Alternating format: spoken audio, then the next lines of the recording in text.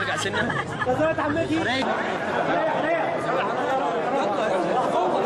فيلم أنا ازاي عمتي هو فيلم لايت رومانس.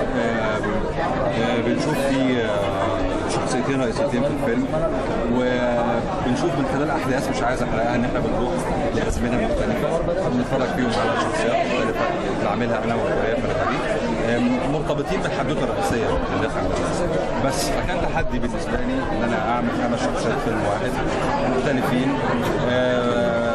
كنت مبسوط جدا ان انا بشتغل مع كل الناس اللي موجودين في الفيلم، مدام حوريه ومدام مجيده مع اكرم فريد اللي بيعتذر عن الشعب عشان عمر طاهر وانا بحبه جدا.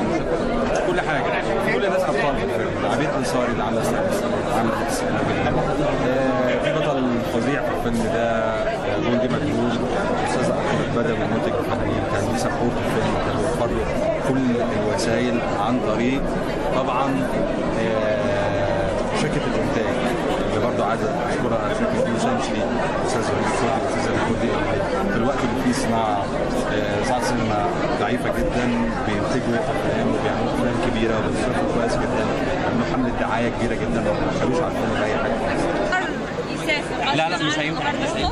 وده سبب عدم وجوده النهارده، لكن هو معانا بقلبه واحنا معاه برضو وايم فيري سوري ان هو مش موجود، بس انا مقدره كويس قوي الكوميديا او لاول مره الكوميديا كلمينا عنها. ده امتحان بقى صعب جدا، يعني يا اما ينفع يا اما ما ينفعش، يا اما ينفع يا اما ما ينفعش. اول مره في حياتي اعمل كوميديا، بس طول عمري نفسي اعمل كوميديا، فيا رب يا رب اكون نجحت فيها. مختلف حتى اللوك مختلف والشكل واللبس كل حاجه مختلفه، كل حاجه مختلفه. يعني عندي قلب الاسد هيتعرض بعد ده برضو ملوش علاقه خالص بالفيلم ده. مش قلقانه من عرض؟ لا خالص لان كانك بتتكلمي عن شخصيتين مختلفين جدا. احنا شايفينك برضو بتقدمي رقصات وبتغني كمان في الفيلم بتاع نظريه عمتي، ازاي قدرتي تعملي كده؟ ما اقولكيش بقى، لا دي مواهب مكبوته بقى هتعرفي تشوفيها. طب والعمل مع حسن الرداد؟ اجمل حاجه في الدنيا، بحب حسن، بعشقه، بحترمه، بشوفه من الفنانين اللي بترتاحي قوي انك تشتغلي معاهم. ويا ريت اشتغل معاه 2 و3 و4 و5 و6 و7 مرات كمان.